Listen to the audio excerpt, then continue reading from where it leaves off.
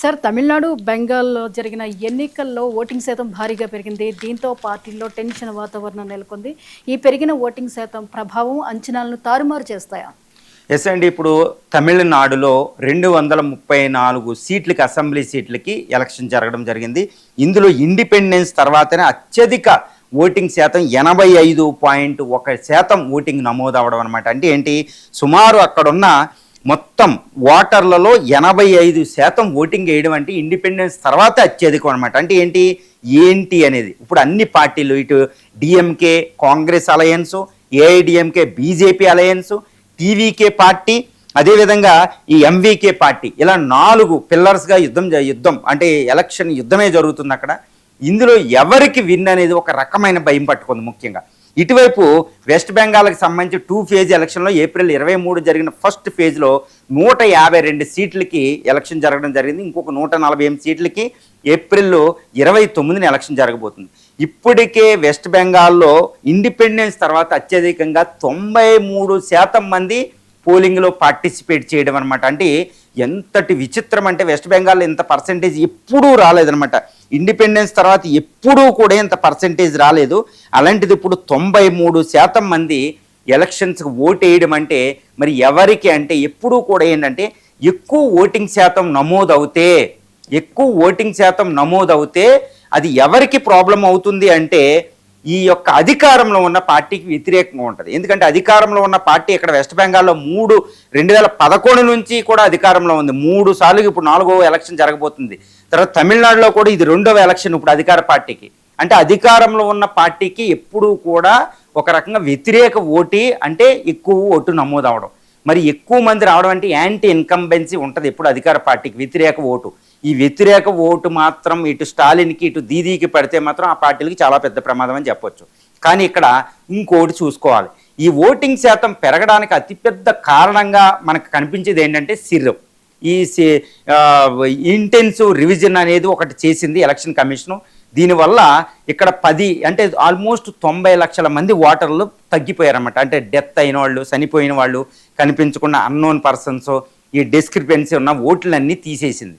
ఇలాగే తమిళనాడులో కూడా 10% ఓట్లు తీశారు. కాబట్టి ఈ 10% ఓట్లు వేస్ట్ ఓట్లు తీయడం వల్ల పోలింగ్ శాతం పెరిగినట్టు కనిపిస్తుంది. కానీ యాక్చువల్గా చెప్పాలంటే పోలింగ్ శాతం అంతకుముందు జరిగినట్టే జరిగిందని చెప్తున్నారు. ఎలా అయితే మాత్రం అధికార పార్టీలకు మాత్రం తిరుగులేదని చెప్పొచ్చు.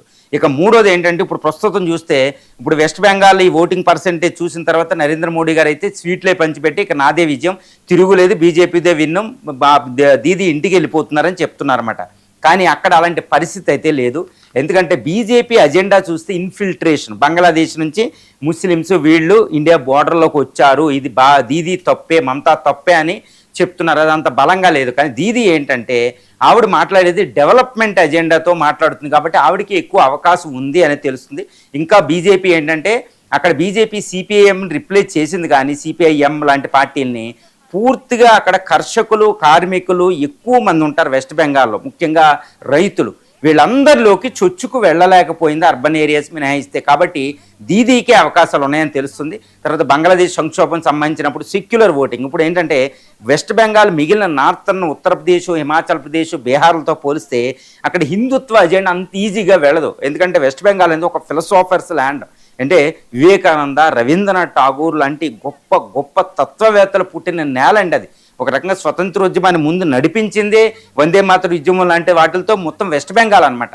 కాబట్టి వెస్ట్ బెంగాల్ ఇప్పటికీ మమతానే గెలిపించే అవకాశం ఉంది. హిందుత్వ అజెండాతో వెళ్ళిన బీజేపీకి, ప్రజాకర్ష పథకాలు వెళ్ళిన బీజేపీకి అంత అవకాశం ఇప్పుడు లేదు అనేది ఇక్కడ మనకు అవగతం అవుతుంది. కాబట్టి ఓటింగ్ పెరగడం అనేది సిరికి కోపంగా మైనారిటీస్ అందరూ ఎక్కువ ఓట్లో పార్టిసిపేట్ చేసినట్టు తెలుస్తుంది. కాబట్టి దీదీకే అవకాశం ఉంటుంది.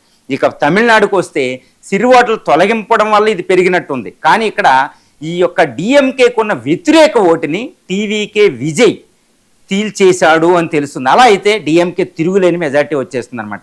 ఒక రకంగా టీవీకే ఇటు సెక్యులర్ ఓటునే చీల్చాడు అనుకోండి, మైనారిటీ ఓట్ బ్యాంక్నే చీల్చగలిగాడు అనుకో, అది బీజేపీ ఏఐడిఎంకే విన్ అవ్వచ్చు. కానీ ప్రస్తుత పరిస్థితి అక్కడ ట్రెండ్ ఆఫ్ ఓటింగ్ అదంతా మన పోలింగ్ అంతా పరిశీలిస్తే టీవీకే పార్టీ బీజేపీతో కలవకుండా బీజేపీ ఓట్ బ్యాంక్నే చీలుస్తున్నాడు అనేది మనకు అవగతం అవుతుంది. అందుకనే బీజేపీ ఎంతో ట్రై చేసింది. ఎందుకంటే ఏఐడిఎంకే, బీజేపీ, టీవీకే కలిస్తే తిరుగులేని మెజార్టీ వచ్చును. కానీ ఇక్కడ స్టాలిన్నే ఈ టీవీకేనే రంగంలో దించాడు అనే ఒక థీరీ కూడా అక్కడ పొలిటికల్గా మనం చూడొచ్చు పాలిటిక్స్లో, తమిళనాడు పాలిటిక్స్లో. మరి టీవీకే పార్టీ ఎక్కువ ద్రోహం ఎవరికి చేస్తుంది, ఎవరికి నష్టం కలిగిస్తుంది అంటే ప్రస్తుతం అక్కడ ఉన్న ట్రెండ్ బట్టి చూస్తే బీజేపీ ఏఐడిఎంకే అలయన్స్కి ఎక్కువ నష్టం కలిగిస్తుందని తెలుస్తుంది. కాబట్టి స్టాలిన్కి ఈ మైనారిటీ ఓట్ బ్యాంకు, ఈ క్రిస్టియన్ ఓట్ బ్యాంక్ ఇవన్నీ ఆయనకే ఉన్నాయి. పైగా ద్రవిడియన్ సెంటిమెంట్ అనేది ఆయనకే ఉంది కాబట్టి, అంతకుముందు ద్రవిడియన్ పొలిటికల్ ఐడెంటిటీ కాబట్టి. ఇప్పుడు తమిళనాడులో ఏంటంటే హిందుత్వ వర్సెస్ ద్రవిడియన్ ఐడెంటిటీ ఎలక్షన్ జరుగుతుంది. మరి ఏఐడిఎంకే ద్రవిడియన్ ఐడెంటిటీని జయలలిత చనిపోయిన తర్వాత దాన్ని రక్షించలేని పరిస్థితిలో బీజేపీతో టైఅప్ అవ్వడం అనేది ఈ ద్రవిడియన్ ఐడెంటిటీకి రక్షకురాలు డిఎంకే అన్నట్టు వచ్చేసింది. కాబట్టి డిఎంకే స్టాలిన్కే, ద్రవిడ మున్నేత్ర కజిగా అయిన నేత అయిన స్టాలిన్కి ఇక్కడ ఎక్కువ అధికారం వచ్చే అవకాశం ఉంది. కాబట్టి ఎక్కువ ఓటింగ్ పెరగడం, డిఎంకేకి ఇక్కడ ఓటింగ్ పెరగడం, ఏది వెస్ట్ బెంగాల్లో దీదీకే విన్నింగ్ అవకాశాలు ఎక్కువ ఉన్నాయని మనం చూడవచ్చు. సార్ ఇప్పుడు